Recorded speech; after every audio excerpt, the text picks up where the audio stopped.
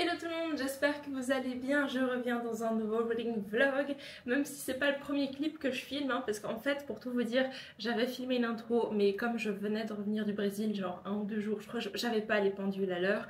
J'ai dit 1000 trucs, ça allait pas au montage, il y a rien qui fonctionnait, c'était pas terrible, alors j'ai décidé de recommencer. Donc théoriquement, c'est moi dans le futur par rapport à ce que vous allez voir après, mais c'est pas grave, je vais vous résumer ce que j'ai essayé de vous dire la première fois et ensuite on continuera avec le vlog normal. Mais je voulais commencer par vous parler de ce que je porte, vu que c'est le pull que je tricote depuis des mois et dont je vous ai déjà parlé à multiples reprises, puisque il est terminé. Oui. Et je suis très contente du rendu. Donc je ne me rappelle plus du nom du modèle, mais je sais que c'est Irani Knits, je crois. De toute façon, je vous mettrai la photo ici et toutes les infos en barre de description. Donc voilà, c'est en mohair, tout simple, légèrement transparent pour l'été, comme ça il est tout léger avec un petit top dessous, ça marche très bien. Et puis voilà, je ne sais pas quoi vous dire d'autre, sauf que je suis contente de pouvoir porter quelque chose que j'ai tricoté. Donc voilà, première chose. Deuxième chose, je suis toujours dans ma lecture de Martyr par Olivier Perru. Donc alors quand j'ai commencé le reading vlog, j'étais à la moitié. Voilà. Donc je ne vous en dirai pas plus par rapport à mon avis. De toute façon, de base, j'avais pas fait d'avis de lecture parce que comme j'avais dit plein de choses dans le reading vlog du Brésil, mais que j'ai oublié entre temps et que j'ai dû revoir la vidéo, enfin faire le montage pour voir ce que je vous avais déjà dit, je m'étais pas avancée dans un update lecture. Il y en aura un qui viendra après de toute façon et il sera assez complet.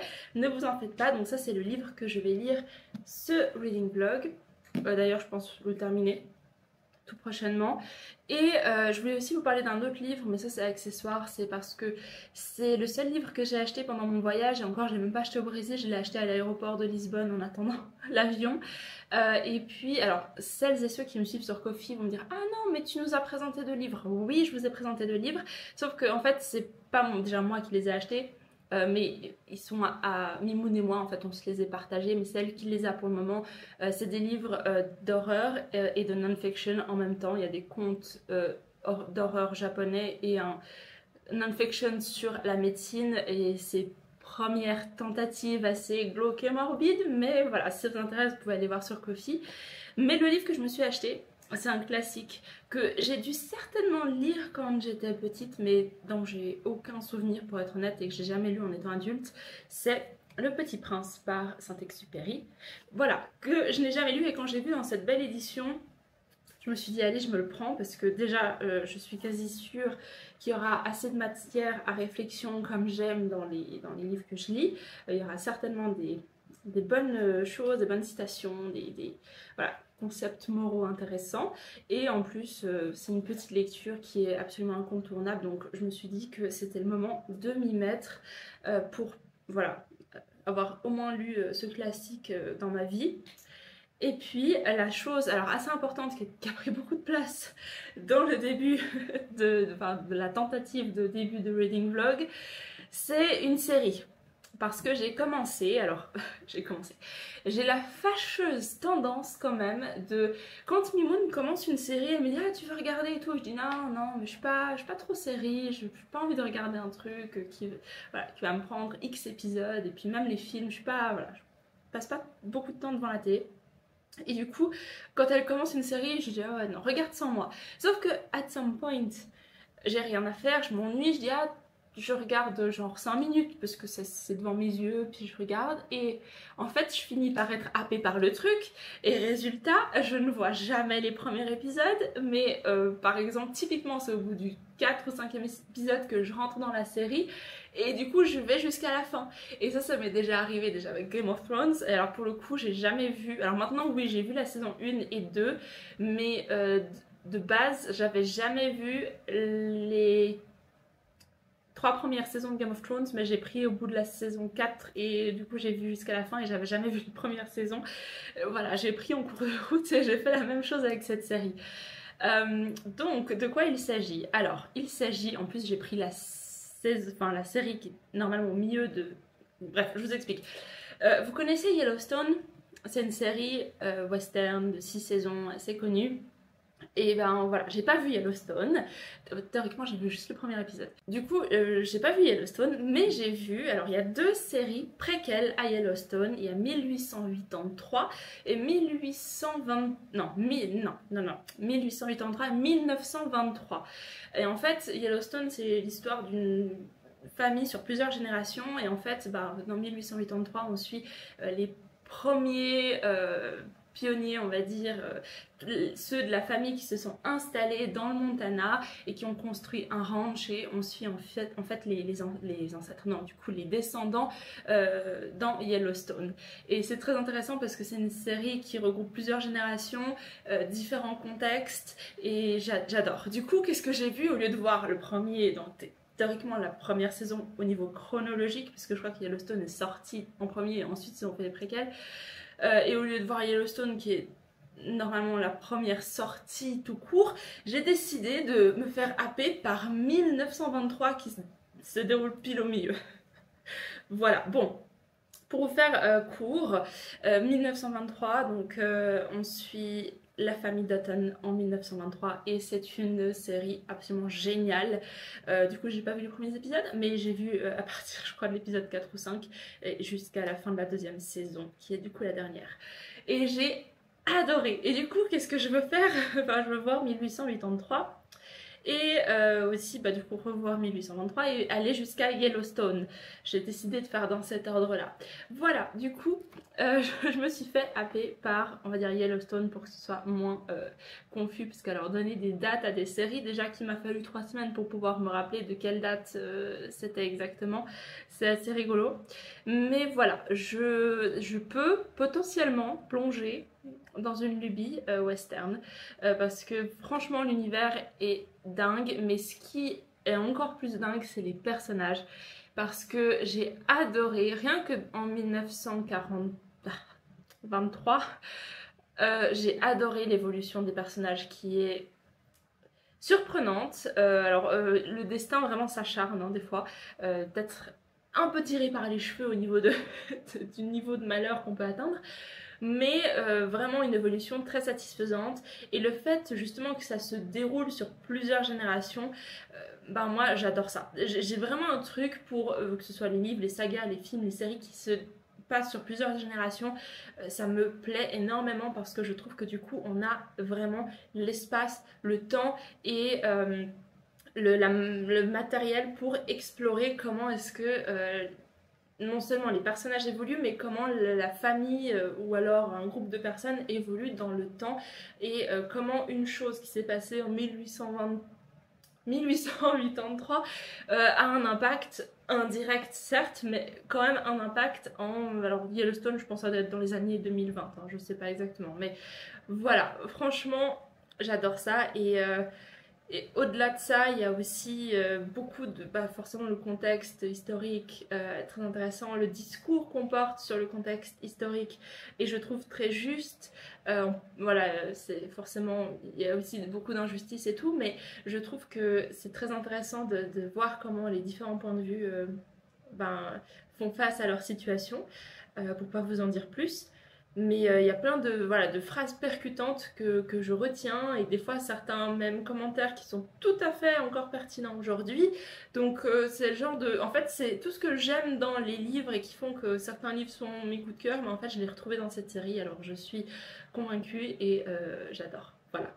Donc, je vais pas faire la même erreur que ma première tentative d'intro. Je vais m'arrêter là. De toute façon, je veux pas m'étaler, sinon je vais vous spoiler ce qui vient après. Je vous laisse avec ça et je vous retrouve donc plus tard pour un autre update. Ciao! Hello tout le monde, je reviens le lendemain pour un update. Je m'apprête à partir pour aller en ville, j'ai 2-3 courses à faire, mais je reviens vous parler avant tout de Martyr. J'ai encore lu ce matin, je suis à 400 pages. Et en fait, quand je regardais le footage du vlog du Brésil, je vous ai quasi tout dit mon ressenti déjà. Donc si vous avez vu ce reading vlog, ça risque de se répéter un petit peu, mais je vais quand même le résumer encore une fois pour si jamais vous n'avez pas vu ce reading vlog. Mais en fait, c'est un monstre coup de cœur ce livre. Il y a plusieurs choses. Déjà, la plume, absolument fluide, magnifique, très descriptive. Ça peut peut-être pas passer avec certaines personnes qui aiment que ça aille droit au but. Là, on a beaucoup de descriptions, mais j'ai rarement vu de descriptions qui ne servaient à rien.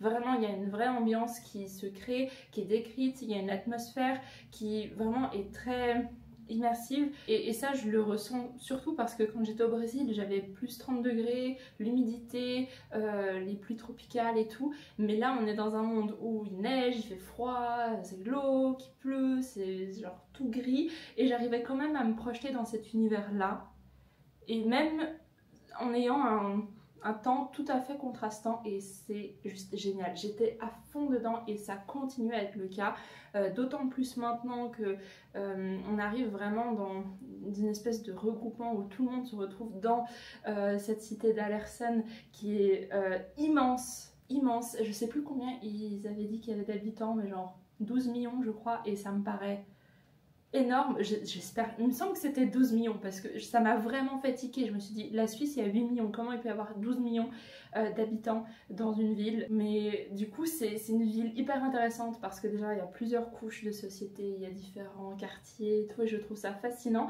J'aimerais, peut-être c'est juste un truc, mais c'est personnel, j'aimerais vraiment qu'on explore un peu plus cette ville. Pour le moment on la connaît déjà pas mal, mais j'aimerais bien avoir d'autres points de vue de gens complètement à part qui vivent dans cette cité et qui voient les événements se dérouler parce qu'on suit plusieurs points de vue. Là j'en compte, je sais pas, mais passé 5, hein, on a vraiment des points de vue qui sont soit très importants comme les personnages principaux ou on a des personnages secondaires qui donnent vraiment un autre aperçu de l'intrigue et on a aussi des fois juste des points de vue ponctuels et éphémères qui sont là pour donner des informations tout en quand même développant un peu le personnage. On n'a pas juste un point de vue qui est là, genre un paragraphe, tiens, voilà cette info. Non, non, il y a quand même beaucoup de choses derrière qui se passent.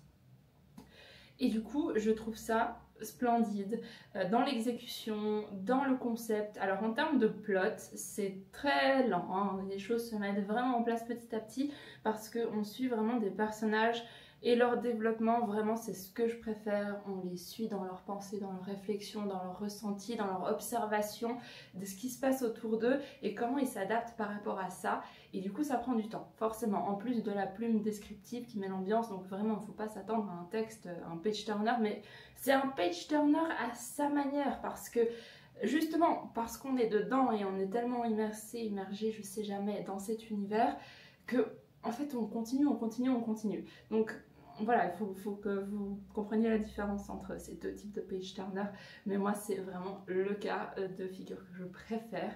Et en termes d'intrigue, donc on suit, je ne l'ai pas dit, mais deux frères assassins qui ont une mission et qui finalement en découvrent une autre et ça part de là, hein. Moi je suis entrée dans cette histoire sans rien savoir et ça a été une magnifique surprise.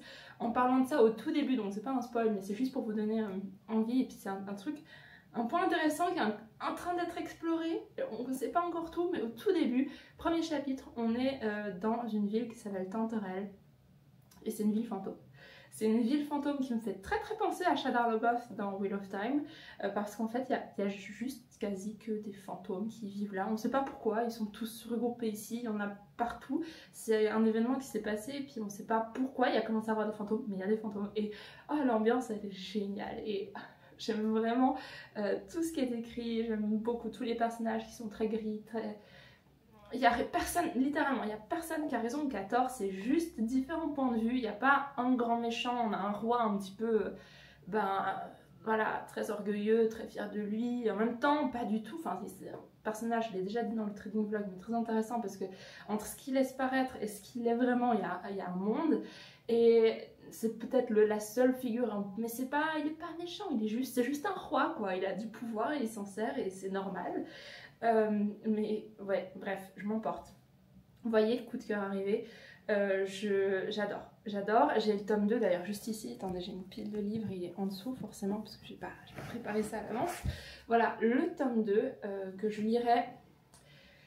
Est-ce que je le lirai de suite? Je sais pas, parce qu'il y a un livre qui me trotte dans la tête. Je vais aller le chercher parce que c'est un petit contraste hein, quand même. Mais ah, j'ai perdu ma page. Ah non, je reviens. Voilà. Le livre qui me trotte dans la tête, c'est Lonesome Dove par Larry McMurtry. qui est en fait un western, un classique western. J'ai vu beaucoup de gens le lire, je n'ai pas vu un avis négatif. Et le point fort de ce livre apparemment c'est ses personnages et son développement et leur histoire. Donc c'est quelque chose qui tout à fait m'intéresse, d'autant plus, ça fait un moment qu'il est dans ma palle celui-ci, je sais même plus pourquoi je l'avais acheté en vrai, je sais pas, bref. Ça fait un moment et j'ai envie de le sortir de ma palle à cause de, vous l'aurez deviné, Yellowstone. Série que je n'ai pas encore regardée, j'ai juste vu 1923. Mais j'attends que Fabio revienne de son voyage de travail pour pouvoir commencer à regarder avec lui Yellowstone ou l'autre, je sais plus, bref, j'ai pas encore décidé depuis hier. Et du coup, j'ai envie de me plonger dans cet univers western. Sauf que je sais pas si j'attends de voir la série, si je vais commencer avant la série, pour déjà me mettre dans l'ambiance, ou si je lis les deux en même temps, pour vraiment avoir, je pense que j'aurai clairement une période western, ça c'est sûr, vous pouvez déjà le voir venir, j'aurai une lubie western. Sauf que oui, le tome 2 de Martyr me tente quand même pas mal, alors on verra, c'est potentiellement ma prochaine lecture, mais si vous l'avez lu, vous pouvez encore m'hyper un peu plus, parce qu'au moins, vous serez sûr que je le lirai. Et voilà, donc j'espère que j'ai tout dit, je me suis un peu emportée, mais ça c'est toujours le cas quand je lis des livres vraiment bien. Donc Martyr, je vais le continuer, je vais essayer de le terminer d'ici la fin de ce reading vlog, parce qu'il me reste 300 pages. Mais vraiment, je suis surprise, je pensais aimer, mais pas à ce point, vraiment pas à ce point, grosse surprise à ce niveau-là. Et puis sur ce, ben moi je vais vous laisser, je vais aller en ville et je vous retrouverai plus tard pour un autre update.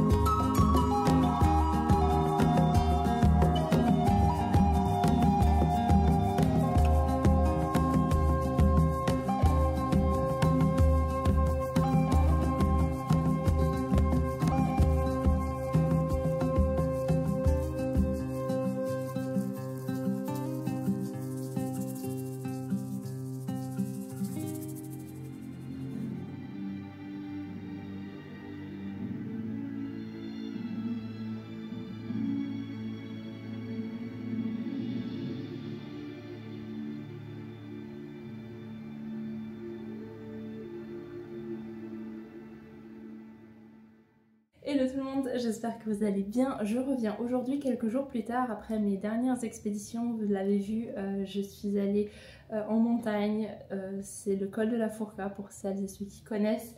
Et on a fait un petit pique-nique là-bas, c'était très chouette, franchement c'était magnifique. Et aujourd'hui je reviens pour une nouvelle aventure vu que je m'apprête à aller à un festival médiéval, d'où ma petite tenue.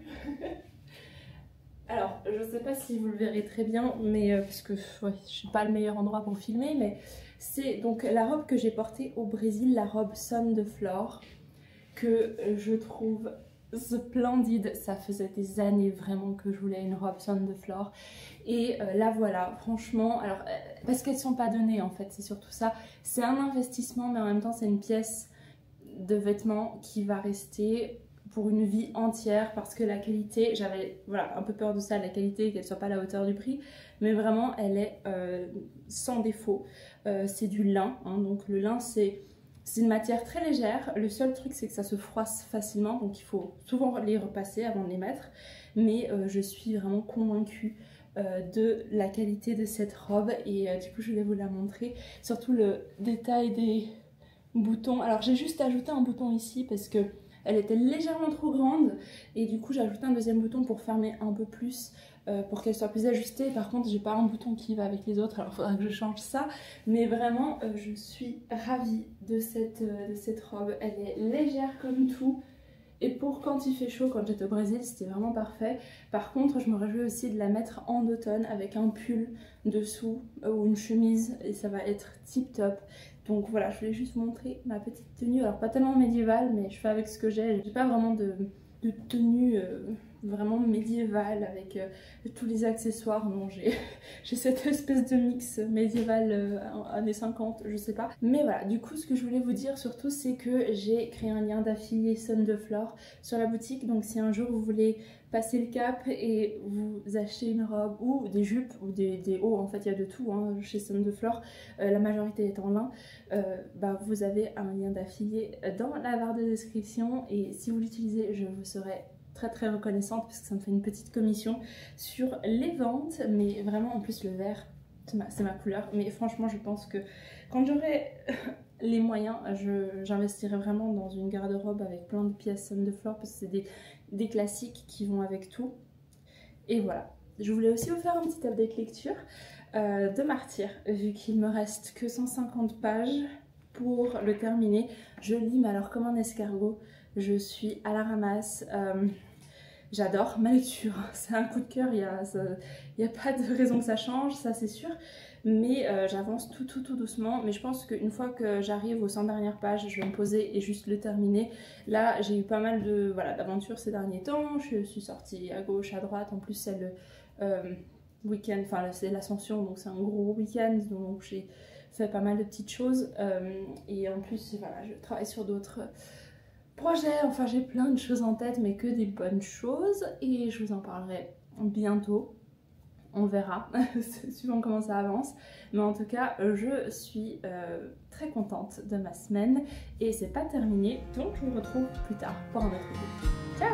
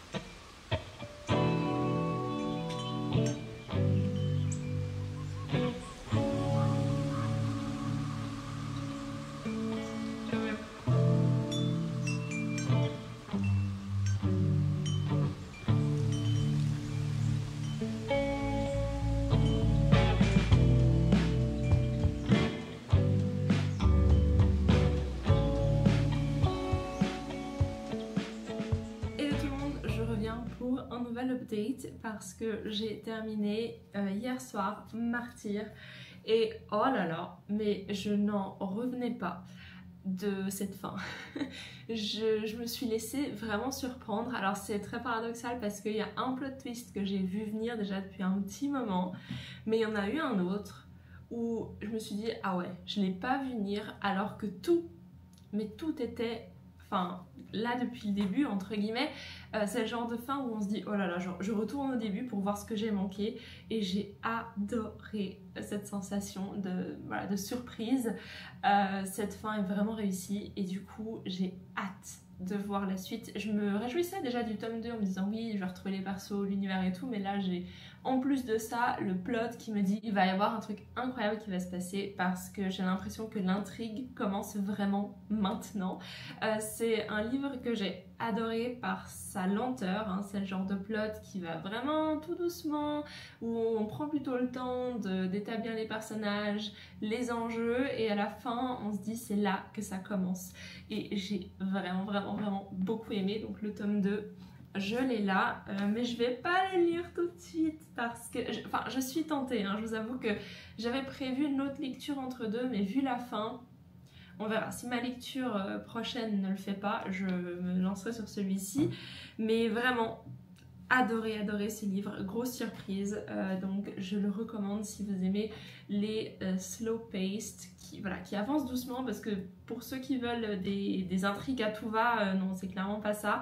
Mais on a une plume magnifique, on a des personnages qui... Alors je retrouve un petit peu ce que j'avais adoré dans Can You, c'est-à-dire oui, on a des personnages attachants, qui ont une profondeur, mais en plus de ça, ils portent vraiment...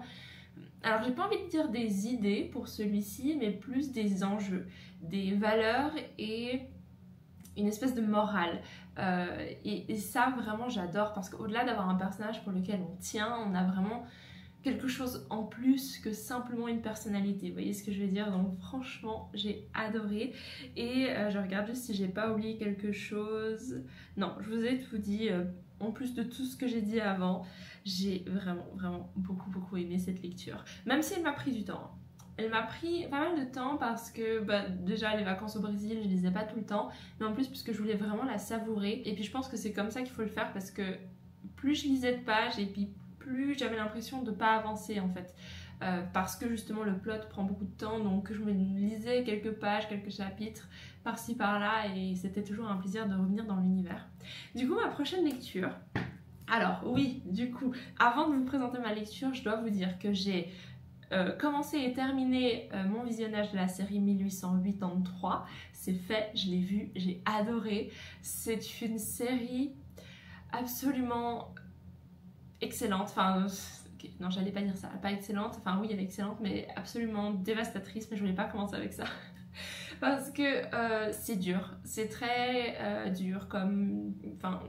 contexte, hein, parce qu'on suit des pionniers qui vont justement vers l'ouest, et du coup c'est beaucoup de périples, beaucoup de dangers, et il y a pas mal de choses tristes, mais en même temps je trouve que la profondeur amenée par Elsa, un des personnages que l'on suit disons dans la majorité des scènes et des épisodes, et elle apporte vraiment avec une voix over quelque chose vraiment de profond, parce qu'elle nous donne des trucs, enfin pas des citations, mais elle dit des choses vraiment percutantes et pertinentes et très belles et très vraies. Et après du coup on a l'épisode qui avance, qui se déroule, et du coup ça fait du sens tout ce qu'elle dit. Enfin il faut vraiment le voir pour le comprendre, hein. Mais je trouve que ce genre de série, ça se fait assez souvent, mais on a une voix over qui vient raconter alors oui ma famille machin, comment c'est comme si, et pour chaque épisode il y a vraiment des phrases percutantes qui sont données en plus du simple épisode, pour vraiment établir un contexte. Et puis justement je pense une suite dans 1923, parce qu'on a toujours cette voix over de Elsa qui suit, et du coup le truc transgénérationnel est vraiment bien pensé, et tout est cohérent, et tout fait du sens, et les valeurs se transmettent d'une génération à une autre, et les épreuves changent, mais la force de cette famille perdure, et j'adore. Donc c'est, comme je l'ai dit, un western, beaucoup d'action, hein, beaucoup de scènes aussi très... Alors parfois très drôles et légères, et des fois très tristes, et voilà, comme j'ai dit, dévastatrices. Mais c'est vraiment mon avis à chaud, hein, parce que je l'ai vu il n'y a pas très longtemps. J'ai fini il y a quelques jours en arrière, et du coup j'essaie encore d'organiser mes pensées, de dire pourquoi est-ce que j'aime autant cette série. C'est difficile. Je le fais moins bien pour les séries que les livres.